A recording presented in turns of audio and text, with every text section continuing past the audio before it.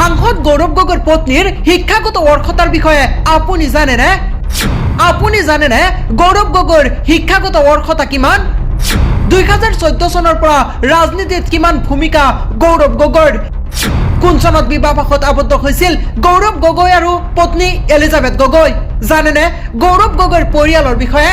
হয়, আপুনি ঠিকেই শুনিছে। এবাৰ নহয়, দুবাৰ নহয়, তিনিবাৰকৈ সাংসদ হোৱা অসমৰ প্ৰাক্তন মুখ্যমন্ত্ৰী তৰুণ গগৈৰ পুত্ৰ সাংসদ গৌৰৱ গগৈ বৰ্তমান সময়ত সামাজিক মাধ্যমত অতিকৈ চৰ্চিত এগৰাকী অসমৰ সাংসদ গৌৰৱ গগৈ। সাংসদ গৌৰৱ গগৈৰ সমান্তৰালভাৱে চৰ্চিত পত্নী এলিজাবেথ গগৈ 1982 চনতে জন্ম লাভ কৰিছিল সাংসদ গৌৰৱ গগৈয়ে। প্ৰাক্তন মুখ্যমন্ত্ৰী প্ৰয়াত তৰুণ গগৈ আৰু ডলি গগৈৰ একমাত্ৰ পুত্ৰ সাংসদ গৌৰৱ গগৈ। আমেৰিকাৰ নিউয়ৰ্ক ইউনিভাৰ্চিটিৰ পৰা পাব্লিক এডমিনিষ্ট্ৰেশ্যনত মাষ্টাৰ্ছ ডিগ্ৰী সম্পন্ন কৰিছিল সাংসদ গৌৰৱ গগৈয়ে।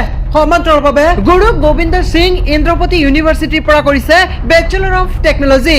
উপৰিও সাংসদ গৌৰৱ গগৈৰ আছে আন কেতবোৰ শিক্ষাগত অৰ্হতা। 2014 চনত প্ৰথমবাৰৰ বাবে সাংসদ হিচাপে গৌৰৱ গগৈ জয়ী হৈছিল। সমান্তৰালভাৱে 2019 চনত দ্বিতীয়বাৰৰ বাবে সাংসদ হিচাপে পুনৰবাৰ জয়ী হৈছিল সাংসদ গৌৰৱ গগৈ। সমান্তৰালভাৱে 2024 বৰ্ষতো যোৰহাটৰ পৰা সাংসদ হিচাপে জয় লাভ কৰিছিল সাংসদ গৌৰৱ গগৈ আৰু পত্নী এলিজাবেথে 2013 চনত বিবাহপাশত আবদ্ধ হৈছিল বুলিও জানিব পৰা যায়। জানিব পৰা মতে এলিজাবেথ গগৈয়ে মাষ্টাৰ ডিগ্ৰী কমপ্লিট কৰিছিল ইণ্টাৰনেশ্যনেল পলিটিকেল ইকনমিত আৰু এই মাষ্টাৰ ডিগ্ৰী কমপ্লিট কৰিছিল লণ্ডন স্কুল অফ ইকনমিক্সৰ পৰা। সাংসদ গৌৰৱ গগৈৰ পত্নী এলিজাবেথ গগৈৰ আছে আন কেতবোৰ শিক্ষাগত অৰ্হতা।